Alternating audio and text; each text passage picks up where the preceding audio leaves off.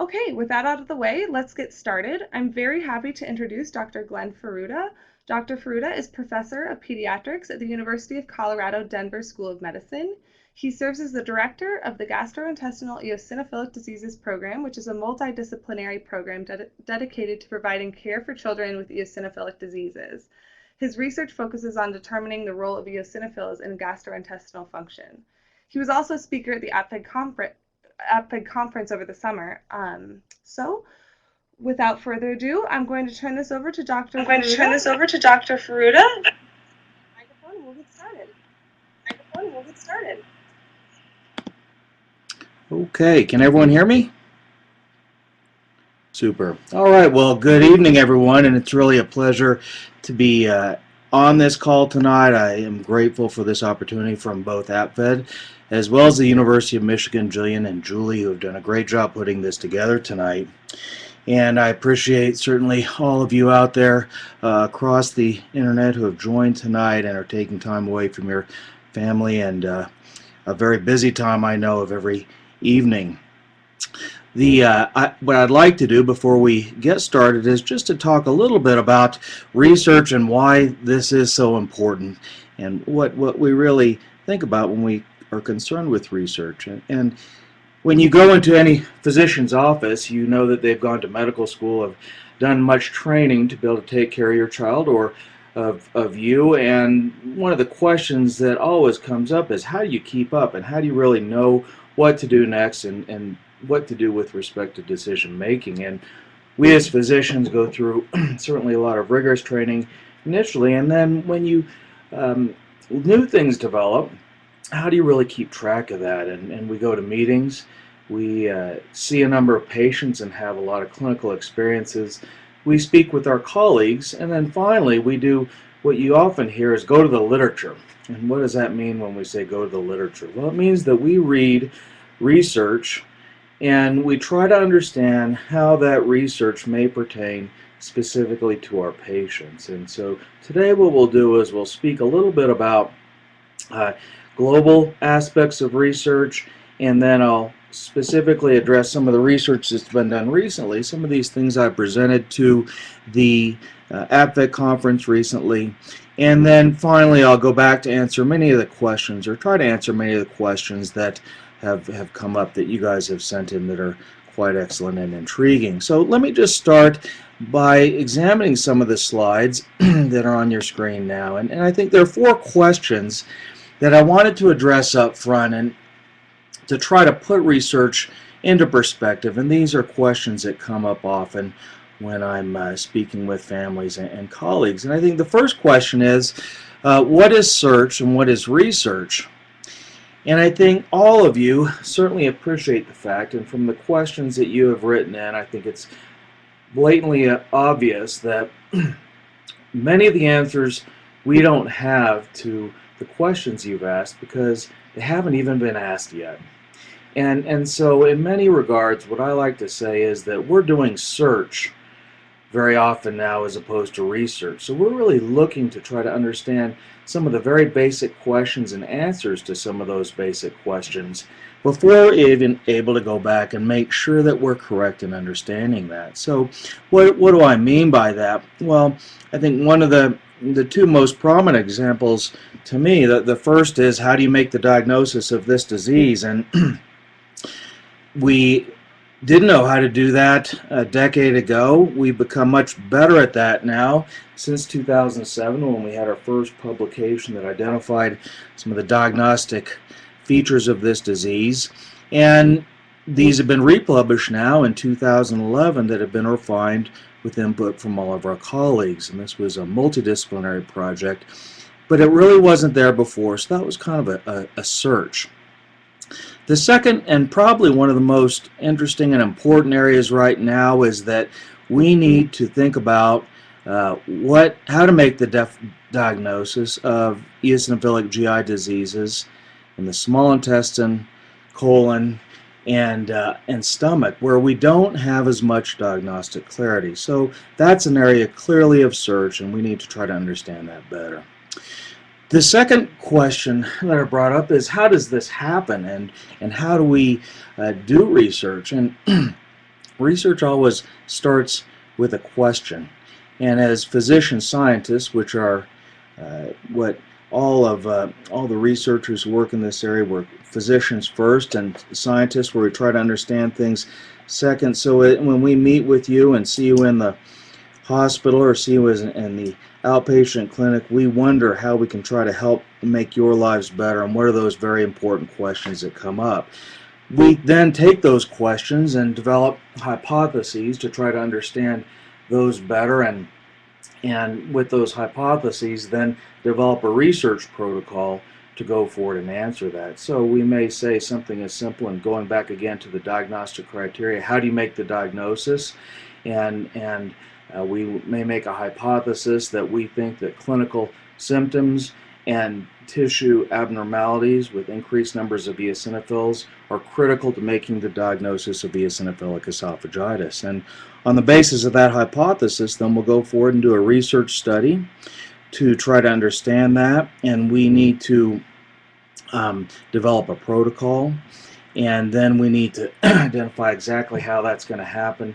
And then we need to do that important thing of what you hear very regularly, I'm sure, in many of your discussions, of how do you support that? And when we talk about support, we talk about the money that's needed to do the study itself. And that's an important thing that we all wrestle with and try to understand, and really how you contribute to the research mission by your support of APFED and many other organizations that go forward in this regard. So we have an idea, we develop a hypothesis, we develop a protocol, we look for the money to support that protocol, and then we do the study. So you can see right there that took quite a while to happen. We do the study.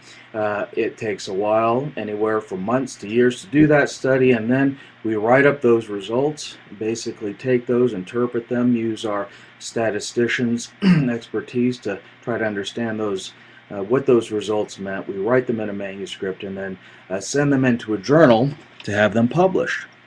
And then they come into the literature. So that's the process, and how does it happen? And when we say we're going to the literature, that's what it means by trying to understand that. The third question is, why is it so expensive? And I think you can appreciate the fact that when you go through and you hear that process, at each one of those points, you need to pay for the different costs of this. So with respect to personnel, with respect to laboratory equipment, all the different features that can go into that long-standing process. And one of the things that comes up, if you, especially when we think about therapeutics and when we think about new kinds of treatments that go through exactly that same process, when we're trying to bring a new drug to our patients or a new treatment, it takes hundreds of thousands, millions of dollars, and if it's a completely new drug, sometimes tens of hundreds of millions of dollars to really bring it to a patient, because it takes so long and so many patients to have this happen. So I wanted to provide that to you a little bit as an overview, because I think any research project that we have, these things all come up, and as we go through some of these studies I'll take you through, that's what's went into them.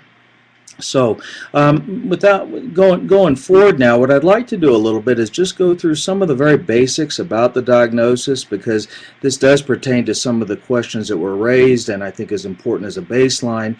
When we make the diagnosis of eosinophilic esophagitis, you need to have symptoms.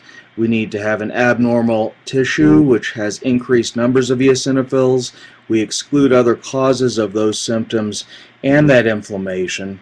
And at the end of all this process, and what's going through our minds when we're caring for you and thinking about this, we're always trying to, what causes these things to happen, and why do these things happen? That takes us to the laboratory to try to understand how to make things better.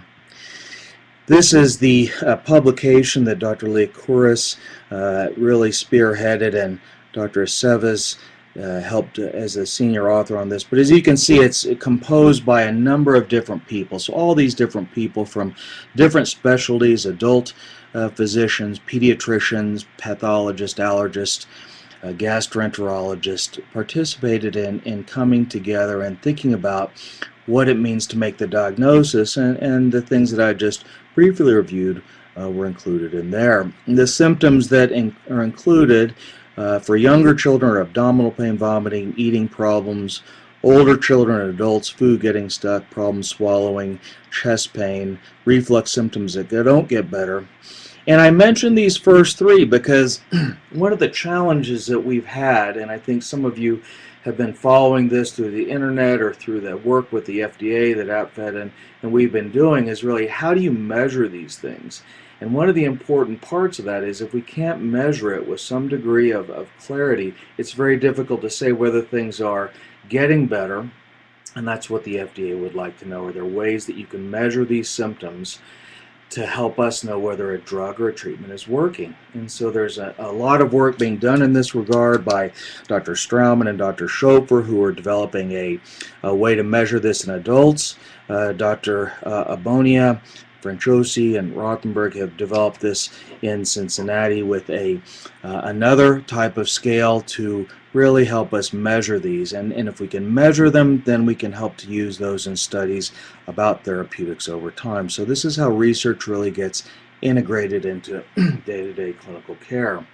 When we think about the next line, coping behavior, this is something that I'm sure many of you in the audience have seen or experienced, in which your symptom may not be prominent because you've developed some ways to cope with that symptom. So you may have initially had a problem with swallowing, but you chew your food a lot and you may use water to wash the food down, so it's not as much of a problem because you've coped with that.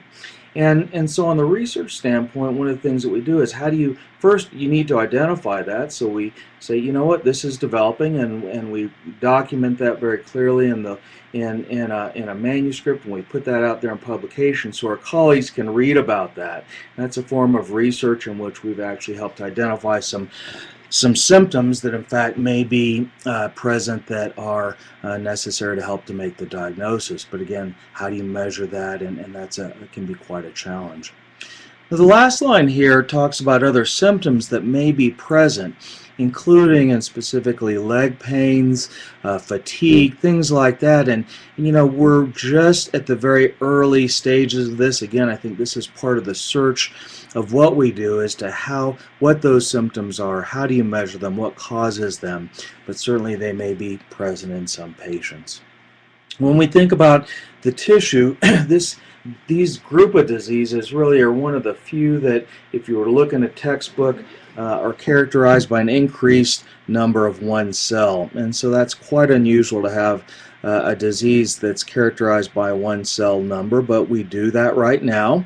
And we count the numbers of eosinophils to make the diagnosis. I think what you'll see over time is that we're going to get more sophisticated in our ability to document this type of inflammation. We're going to be able to think about this in a more sophisticated way, because eosinophils can actually increase in the tissue for a number of different reasons, and those include trauma, infection, allergic reactions, things like that. So we want to really be able to describe this inflammation in a better way. So what we have done, and this next slide here really just shows what inflammation looks like. In the panel A, you can see this is the normal appearing tissue.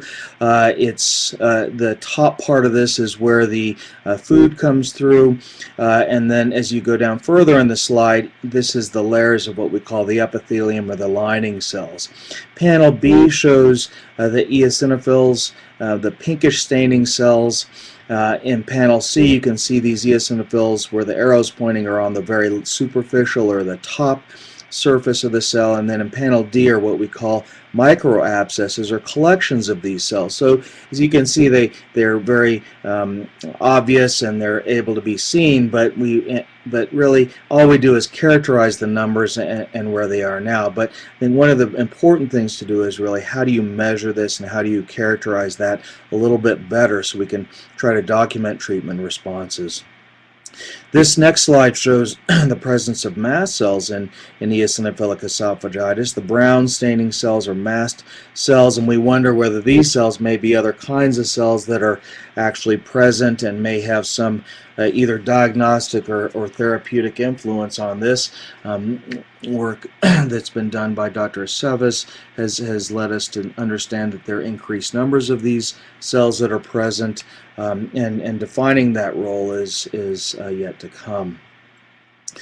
This slide talks about the other causes of eosinophils, again, within the lining of the esophagus. It's a list of things that we think about to try to understand what disease may be happening, and I think it really relates back to many of the questions that came up and that you guys had sent in, and I think it makes us wonder about what the relationships are between this inflammation and other diseases, including celiac disease, intestinal dysmotility. How do eosinophils cause some of these things, and how do we think about that over time? And work from Evan Dellen's lab has helped us to understand this better, and as I said, Dr. Leah Curtis has been one of the leaders in this area for quite a long time. Well, I wanted to present to you a few other items before we get to the questions about what's new in this area, and some of these areas are listed here. Well, as you know, and when we think about any disease, we want to try to understand what the function of the esophagus or function of any organ is. And if you think about, let's say, someone who has asthma, if you go into the doctor's office, they may have you do a peak flow where you blow into a device, and it lets us know how fast that air is coming out. If you were to go to, had a heart problem, you get a heart tracing or a stress test, and that lets us know about the function of the heart. Really, for the esophagus right now, we're somewhat limited because we ask you questions about how the esophagus may be functioning. We can do X-ray tests that may let us know about whether, in fact, these what the contours of the esophagus look like, but we're not really able to think about function that well. And this is work that's been done in the Chicago group by Dr. Gonsalves and Hirano, who have used this tool called the EndoFlip to look at esophageal function. What you can see is there is on the right hand upper panel, there is a balloon that's placed in the esophagus. That balloon goes down in, and the balloon is expanded with fluid, and it in fact is able to measure how the esophagus is able to expand or contract. So it senses esophageal movement, and that's quite an important test that may help us look at motility disorders. So it's not exactly the same as a manometry test because it senses how the esophagus may expand or contract in a very dynamic way, and that bottom panel, gives you an idea about just how that looks graphically. So it may be an important test. It's a research tool right now, and the work they're doing is really helping us to understand that in the future. One of the questions that came up previously about this, mast cells, are there any link to mastocytosis? And I think that certainly we don't know that yet. It's one of the things that we're understanding, I think, a little bit more. And when we think about mastocytosis, that's really a disorder in which throughout the body there are too many mast cells, and so I don't know that it's exactly related to EOE. So going back again to the tissue staining, as I said, we're really somewhat limited in our ability right now to characterize the tissue and helping us make the diagnosis. So this was work that we had done with Dr. Jamie Lee at the Scottsdale, Arizona, Cheryl Prothro, to try to develop some new ways to actually quantify that inflammation. And what you can see on the left-hand side is just a tissue study that shows a normal piece of, or an inflamed piece of tissue where the eosinophils are present. On the right-hand side, this is the same piece of tissue that's been stained with an antibody specific for eosinophils. So it lets us see those cells a little bit more clearly. And then what you see on this slide is on the left-hand side, there actually aren't any apparent eosinophils there, but because they've all degranulated or let loose all of their specific proteins. And when you look at this slide on the right-hand side, you can see the pink staining shows that the eosinophils have actually released all of their granules. And this is a study in which we going back to just the thinking process, we said, geez, maybe some of these tissues have eosinophils, but it's not so obvious, so we made that as a hypothesis. We enroll patients, we gather tissue, we stain the tissue, and then we measure that over time, and this is the result of that. So we think that this may assist us in helping to make sense of some further diagnostic test. Now, the next slide I wanted to show you was this slide that looks at biomarkers or genes. And I think you hear this term biomarker quite often. And what is a biomarker? Well, a biomarker is any molecule or protein or something that's measured in a body sample. And the concentration or the amount of that sample really reflects the severity or the presence of some physiological state or disease. So one way to look at this is that if you, again going back to the analogy of asthma, if you were to cough up a sample, so you had a sputum sample, that you could look at that sputum sample and identify how active asthma is, and that's been done in many types of studies looking at asthma. And measurements of biomarkers can assist in helping to make a diagnosis and determine the choice of treatment, look at the response to treatment, the likelihood of having a complication. There are other types of things that can go along with that. So as you are likely aware, much of this work has been by Dr. Rothenberg in Cincinnati and his group, and it's been work that you've supported through your contributions. And on this slide it shows a picture of what appears to be quite complicated picture, but I want to walk through this through you because it's important for us to try to understand this. And again, it goes back to some of the complexities of research. And on the far left-hand side, you can see it says normal, and then below that, each one of those rows identifies a patient sample or a subject sample that was analyzed for different kinds of genes that may be present. So you see, if you go across, it looks at an individual patient horizontally, and then as you go down, it looks at individual genes. So on the normal side, there's a series of probably about 8 samples, and each one of those, as you go down the slide, those are looking at different genes. The next block over shows chronic esophagitis, and again, an individual patient on each line, and then as you go down this, you're looking at the different genes. Eosinophilic esophagitis patients, and then it says fluticasone responders, meaning that these are patients that responded to a treatment. So if you look, just pull back and look at the global patterns on here, what you can see is there's a lot of yellow on either side of the eosinophilic esophagitis, and then if you look at the pattern on eosinophilic esophagitis, on the top there's blue, and on the top there's a lot of red boxes, on the bottom there's blue. And what that's telling us is that the patients who have eosinophilic esophagitis have a different set of genes and biomarkers that are associated with active disease, as connotated in red and blue. So they look different than patients who have esophagitis, different than patients who have normal disease. And then if you look over to the far right hand side, when patients are treated, these genes can revert back to normal.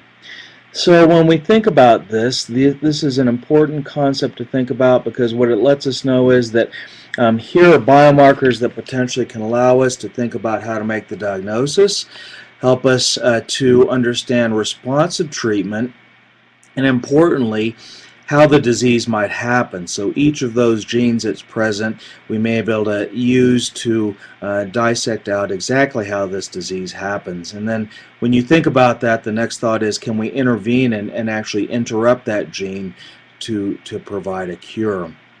I wanted to just let you know that when we think about this, and we can touch on this a little bit more in the when we talk about treatments overall, but there are very few diseases that we actually cure.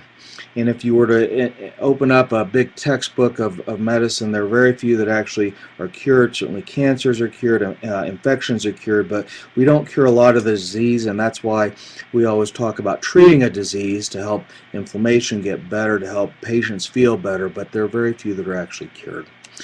So just in looking at this, I think there's some questions about this with respect to how close is anyone using biomarkers to using now, and I think I can't tell you an exact time frame, but if we think past the process, and this really applies to any kind of treatments or devices, and we'll show you some of the work we've been doing with devices in the next several slides. But I think what happens after we do these kinds of studies is that we then need to validate them to make sure that this holds true in a number of different studies, that actually the results we're seeing are actually clear and are able to hold true in a statistical sense with a large number of patients. And then if it is a drug that needs to be identified or a device that needs to be validated, then we go to the FDA, and it has to go through a whole process there where there are a number of benchmarks set for them for us to ensure that these things are not only going to be safe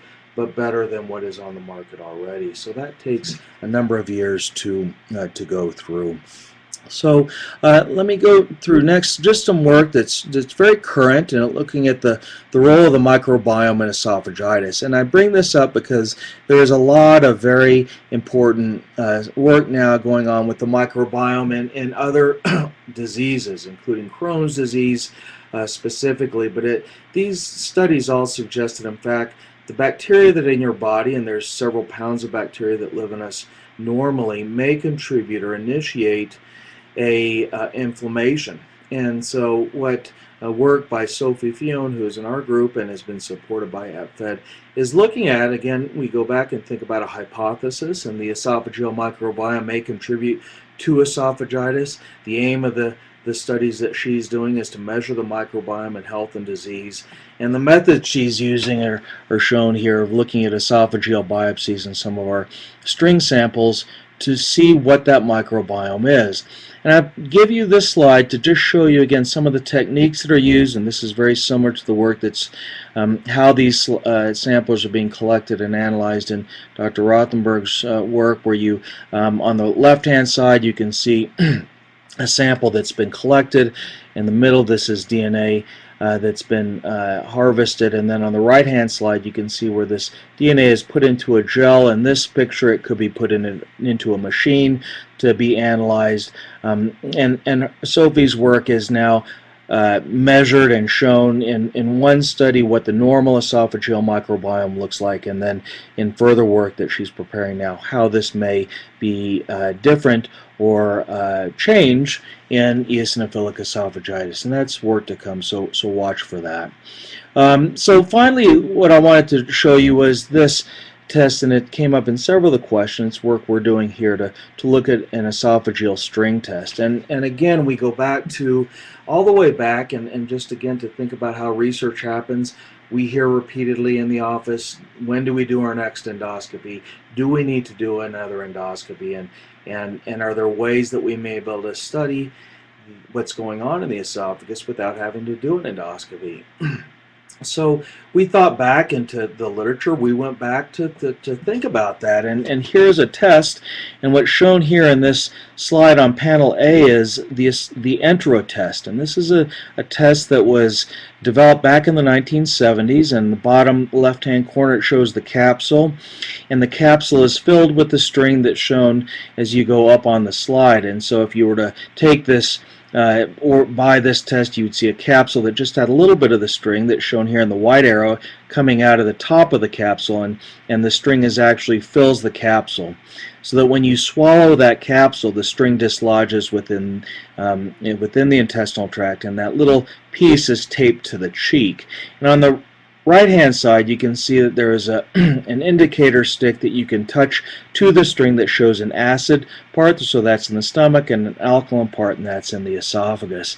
When you look at the next part of this slide, what you can see is that it doesn't require sedation to swallow that string. In fact, you need to be awake to swallow the string, and it dislodges in. And what you can see here is the orange piece of the orange line is the string. It courses through the esophagus the stomach and then sits in the small intestine. It actually, and the idea behind this is that here's the string within the esophagus itself, and what we think happens is it rubs against that inflammation that I showed you earlier, and by rubbing against that inflammation, then we can sample the contents that are within the esophagus itself. And so the study that we did was that you swallowed this string, you left it in place for a number of hours, and then we pulled the string out and we collected the liquid that was attached to the string. We sucked the liquid that was attached there.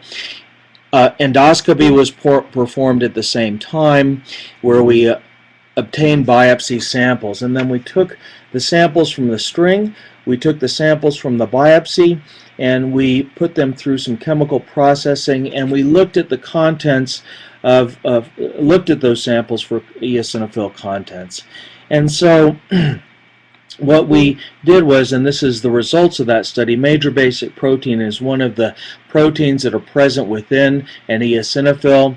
On the y-axis is the amount of major basic protein that's present within the string sample, and what you can see is this orange bar on the left-hand side shows the amount of major basic protein present in active inflammation. On the right-hand side shows from patients who don't have inflammation, and there is a significant increase in that quantity present within the string itself. And when you go through additional analyses, we were able to confirm that in fact this amount of protein was consistent with what we see in the biopsy samples themselves. So we're working on this test now. We've done the first set of tests to show that this actually works on an overnight sample. The next set of studies that we're doing in collaboration with Dr. Ackerman and Kagawala Werschel in Hirano and Cincinnati, and Dr. Lee, our collaborator in Scottsdale, is now going on to look at this in a shorter time frame that may be more applicable to a clinical setting. The studies are being done in patients older than 7 years of age. We think that this will be better than an endoscopy because it won't require you undergoing sedation. We think that it will allow us to collect the same kind of information that you may be able to acquire at the time of an endoscopy and help us to monitor treatment over time. So I think just to summarize here, there's a lot of research that's going on now from a number of different investigators across the country, and I think they're directly addressing many of the patients' need, and by your involvement with APFED and a number of different organizations across the United States, you're contributing to this work. So that I wanted to just spend the first half of time talking about that, just in looking at some of the questions that are coming up. We are trying to quantify the amount, and I think the last question here really indicates the level of knowledge and sophistication out there. The next challenge for us is really saying what does a number derived from a string test, how does that correlate with the amount of inflammation that's present in the tissue itself? And so that is the next level of studies that are actually being done. So what I thought I'd do now in the next part of this is really try to go through some of the questions that you have sent in and address some of those. Overall, as was brought up by Julia and Jillian in the beginning, it's very difficult for me to speak specifically about a patient or a specific circumstance, so I'll try to keep some of these broad and in my answers. And try to group these according to different categories. Many of the questions focused on are there associations with other diseases. And so when we think about that, there certainly are a number of different diseases now that may be associated with inflammation of the esophagus, including celiac disease, intestinal dysmotility, things like that are associated. We are just in the stages now of trying to report what those associations are. There have not been any clear categorizations of them to date.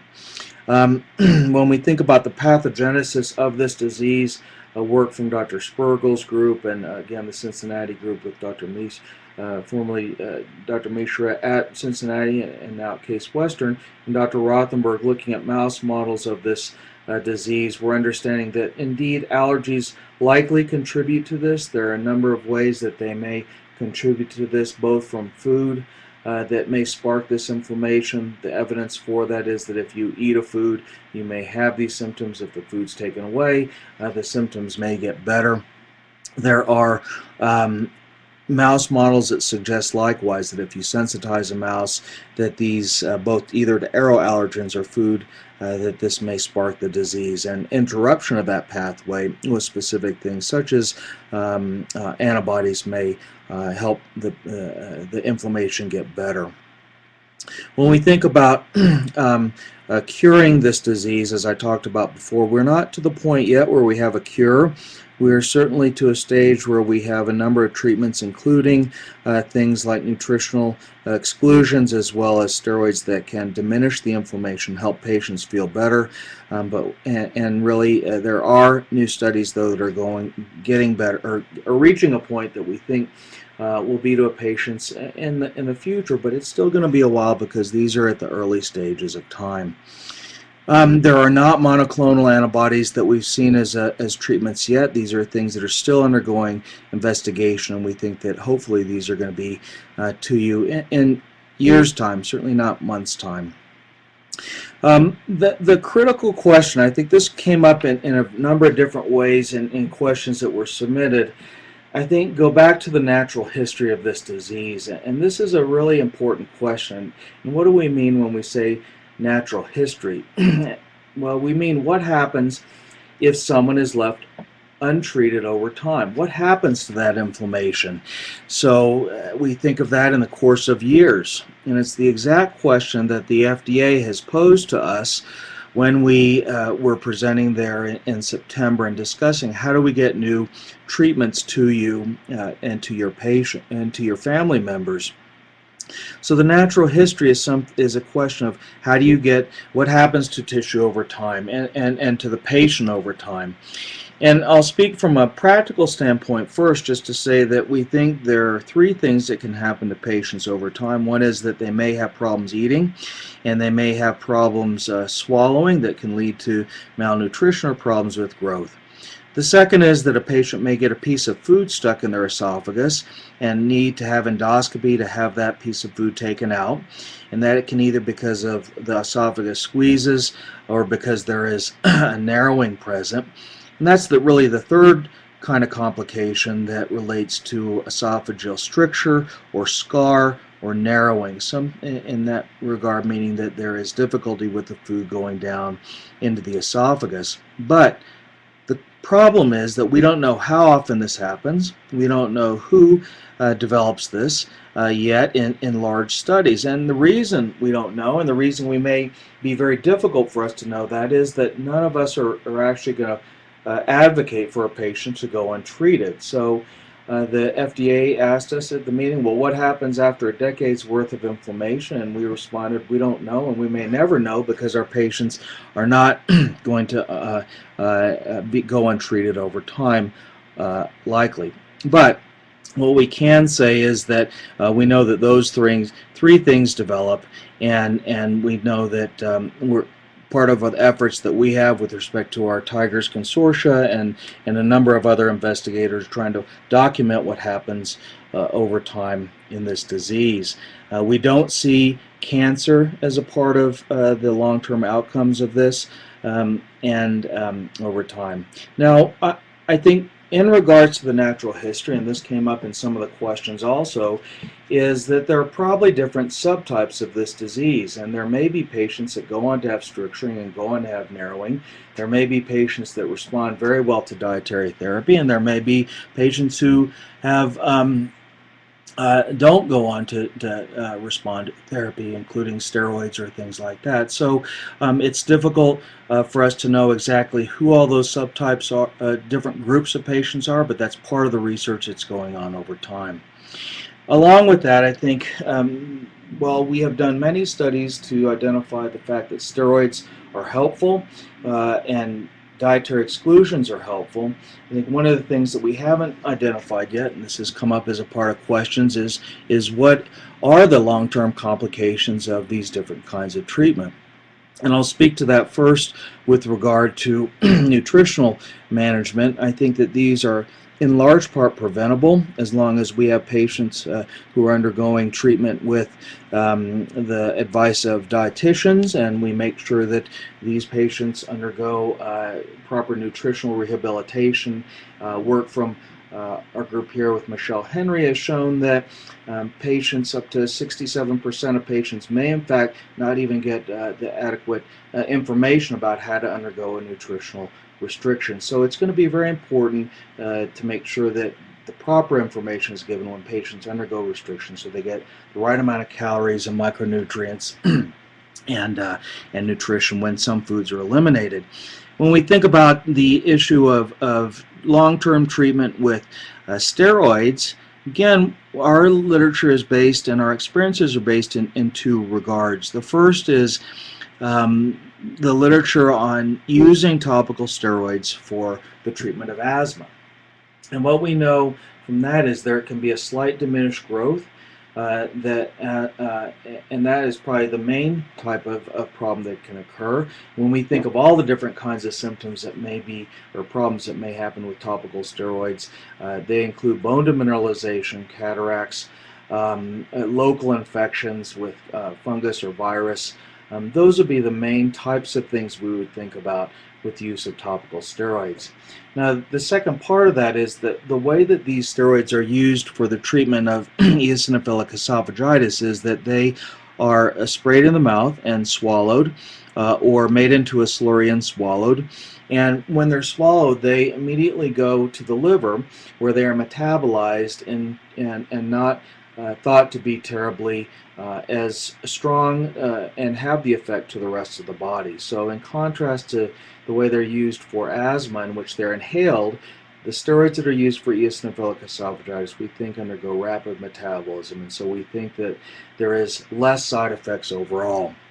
So what our global, at least I think my global experience has been that the use of these over time has been relatively safe. And what we always do, and one of the things that comes up in every situation when we make a therapeutic decision, is we want to weigh out the risk and benefits and make sure that the benefits of using something outweigh the risks. So that's always a question that's asked, and I think that when we think about steroids right now, certainly for the use of this kind of disease, at least our initial experience has been, my experience has been relatively good.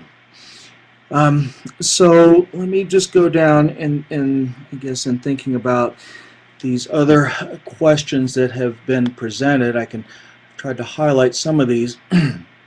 And when we go back again to, maybe we can talk about the lower intestinal tract past the esophagus, and I just would start by saying that again, the diagnosis of those diseases can be difficult because there is not always complete agreement as to what numbers you think about as being abnormal and normal, and whether the cells are beneficial or not with this. But let's say that a patient has a large increase in eosinophils, they have symptoms that are compatible with that organ being inflamed.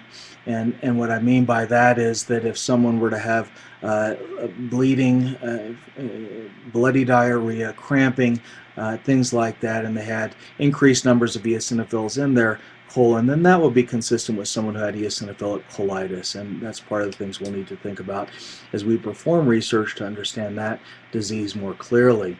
I think the second part of that and the questions that pertain to is that are these diseases that affect the stomach, small intestine, and colon an allergic disorder, an autoimmune disorder? I think that our clinical experience again goes back to suggesting that it may be not always an allergic disorder. Certainly there are some patients that may respond to taking a food out, but I think the further down within the intestinal tract we go, the less likely it is allergic. Now, whether it's an autoimmune disorder or not, it's difficult to know. That autoimmune disorders would imply that there is some specific feature of the intestine that the body is attacking, and we don't know what those different things might be yet. Are there certain molecules that are present in the lining that may indicate that why that inflammation is happening? And we really haven't reached that point of understanding. I'll touch on also, because this has come up, are these mitochondrial disorders. And mitochondria, just to go back and review a little bit, are part of the body that, part of a cell that is actually involved in making energy. And every cell has the mitochondria that are present. Those mitochondria function to create energy molecules such as ATP that help the cell work properly, and when the cell works properly, then the organ can work properly. So there has been an association of abnormalities within a mitochondria of some patients who have eosinophilic inflammation and other kinds of diseases. And this is work that's been done in Cincinnati by Dr. Putnam, who has identified some patients who may in fact have this association. I'll say that this is a very young area of research, and that certainly may bear out relevance, and it goes back to, again, what will we do with that information, how we take care of those patients. There is a suggestion that some addition of some coenzymes and vitamins may be helpful in improving the function of mitochondria, but this is in the search stage of things. We're really trying to identify, who the patients are and what characterizes them to a stronger degree. So I don't think we're quite to the point yet. So let me just continue to try to address some of the questions that are on that you've provided. Questions about probiotics or complementary therapies that may be helpful with eosinophilic gastroenteritis. The research focusing on that has been very limited, and I think is limited as far as I know to case reports. I'd go back again to think about what the rationale is for why something like that might be helpful. We spoke about the microbiome. We've spoken about the fact that bacteria may in fact initiate inflammation in other kinds of diseases such as Crohn's disease. And so one would hypothesize that if you were to replace bacteria or add bacteria, that may be helpful and maybe create a better microenvironment locally that could reduce that inflammation, or use complementary therapies that are perhaps herbs or other kinds of supplements to make that local microenvironment better. We may be able to improve any kind of inflammatory state. And so while these may in fact be very helpful, there has been very little research done in this area to date, and I think the support for that is somewhat limited. Just going back again to thinking about, or to looking at the diseases, one of the questions, and several of them actually were wondering about whether there may be an association with developmental delay, sensory integration processing disorders, and disorders of that like. And I think, again, we're at some of the search stages for this. The associations have been made in work that we've preliminary work in looking at this with Dr. Spergel. I think there is an association certainly within our patient populations. We've seen patients who may have both of them. That's an association. Whether that's going to hold true as to a cause and effect, I think is not yet known. Let me go back up here again. Some of the questions also have revolved, I think, about how do you know when to monitor patients, and I think that can be with regard to several different things. Certainly for the treatment of with the disease, how often do you monitor? We don't know that yet. I think, again, our feeling is that there are important types of monitoring that would need to be gone on. I think what we rely on in a certain sense is our adult colleagues and them letting us know that patients have not developed cancer to date with this, and I think the patients who develop strictures are the patients who will need to be the focus for us to try to understand the long-term outcome. I think monitoring for patients who are on steroids, patients who are on long-term proton pump inhibition, we still don't know about what that long-term outcome is, and I think as pediatricians certainly we think about that because we don't want to expose our patients to those kinds of drugs unnecessarily. Again, it's a balance of of trying to make sure the benefits of doing that, and our thinking is maintaining growth and development, is going to outweigh the potential long-term problems, and we'll monitor those patients with who we have on those with checking for bone density as well as eye disease, and these are certainly studies that would need to be performed in the future. Let's see, I'm just trying to see here if there are other questions that are coming up. That some of them kind of scrolled through quite quickly before. Are patients who have one immune disease at higher risk of having other diseases? Again, there are associations made in this regard, but we don't have any data necessary yet to say that there are a higher incidence. I think what we're really trying to do now is just identify how many patients have this and how what the prevalence of these diseases are. This is ongoing work. I think that hopefully will be coordinated through APFED and other organizations to let us know what the prevalence and incidence of these diseases are, and registries are quite important in that regard. Yes, and looking at the time, and things are starting to wind down, one of the things I really wanted to try to emphasize to the group is that while we hate for anyone to have diseases, I think the one thing that is quite clear is that there is a very strong collaborative spirit across the landscape of both research as well as patient care, that because of a number of different organizations and people, that there is quite a collaborative spirit for doing the research and for exchanging ideas about how to take care of you as well as your children. And what do I mean by that? Well, certainly the FDA has reached out to try to think about how do we get new medications to patients, and they had a conference in September where they brought together a number of investigators to say, here are the concerns that we have and how can we try to bridge those together, and a number of industry representatives that were there, and I think that they were encouraged by that kind of engagement that may help us to bring new treatments to you.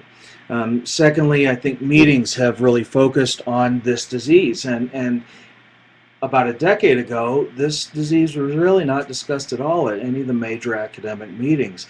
And in fact, it was thought about that these were not diseases at all. And what I can tell you now is that they're a significant part of diseases. The largest gastroenterological meeting of the year, which is held in May of every year, has a number of sessions now, and it's actually the most active session with respect to growth in research that's been shown there with respect to the esophagus, stomach, and small intestines. So it's a very important and exciting in that regard. The allergy meetings also are really focusing on this, so that in February of this year in San Antonio at the annual allergy meetings, there will be a day-long symposia that will focus on eosinophilic esophagitis, where allergists and a number of other colleagues will come together to think about new research projects and how we can try to improve the care of patients overall. And as I said, with respect to research, one of the things that is critical is trying to capture our understanding about this, and you are critical in helping us understand that. The REGID, which is the registry, developed at the Cincinnati Children's Hospital in the direction of Dr. Zaboni and Rothenberg, is launching an effort to capture the patients who have these diseases, so we can begin to understand what the characteristics of these patients are, and help to enroll them in studies that are going to be important for us to do over time. So I guess I'd just close by saying that I just returned from the World Congress of Pediatric Gastroenterology 5 years ago. When I had been in Asia, these diseases were not being seen. They're clearly being seen there now by a number of different investigators, and I think what we'll see is more research done in other studies over time. So are there other, I guess, more global questions that I could try to answer? There are a number of questions that are coming on with respect to, I think, specific patients, but if there are other global questions, I would be more than happy to try to answer them. Let's see. Connections to other types of diseases such as Ehlers-Danlos, which is a connective tissue disease. There are just reports of those with respect to an association. Again, we haven't said that there's a cause and effect. The reason that that becomes quite important is that what we want to make sure patients with Ehlers-Danlos syndrome have problems with the way that the tissues are held together. And the reason that this is quite important is that clearly endoscopy is one of the things that we do regularly to try to understand disease activity, and patients with Ehlers-Danlos syndromes and connective tissue diseases are actually at increased risk of perforation. So we are quite cautious if we should do that, but we have not necessarily seen an actual cause and effect. The issue of passing on these diseases to subsequent children, again, we're really at the stages now of identifying the genes that are associated. We're not really to a point, and I'm not sure when we'll be to the point of being able to estimate how often, what the likelihood of passing these on to children are now.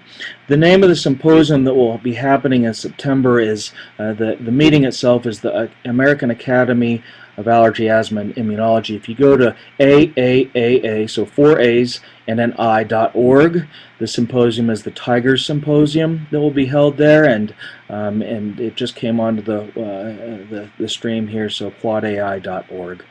Let's see. Is it too early to diagnose an infant before they have that enough sample food? So again, I think our research has not allowed us to really understand when the disease develops, and are there preventative ways to keep the disease from happening. I don't think that we know that yet, and ways to actually perhaps modify diet beforehand. The prospect for studies and treatments in the lower intestinal tract, I think, is something that we'll see, and I hope that we continue to address and attack. So we're doing work in that as well as I think others are. The challenge has been, again, having patients who are willing to enroll in studies and having enough patients to validate the results that are going on. But I would encourage you to maintain your eye on the ball and hopefully enroll in those, and certainly enroll in REGID if you're so able. Hypereosinophilic syndromes, how do you rule it out in folks with EGITs and high blood counts? Usually with, I think what our research has told us, again, is that there are a number of different causes for having increased numbers of eosinophils in the blood. That in patients who have eosinophilic GI diseases, those numbers will go down following time. So this has been great. I've appreciated this opportunity. You know, what Julian didn't tell you is that I'm able to see all 88 of you online. I've got a little mini portrait. No, I'm just joking. They really didn't have that. But it's been great to be with you tonight. I hope we have the opportunity to do this again in the future. And we really are doing everything we can do to try to help you guys and take care of yourselves as well as your children. So good night, and thank you again. Great. It looks like our top Dr. Furuta for being a part of our webinar series and addressing so many questions tonight. And thank you for all of you who attended. You will be receiving an email with a short assessment about tonight's events. We just want your feedback. That'd be really great. And thanks again for everyone's great questions. And Dr. Furuta, it was really nice to hear your presentation tonight. Have a good night, everybody.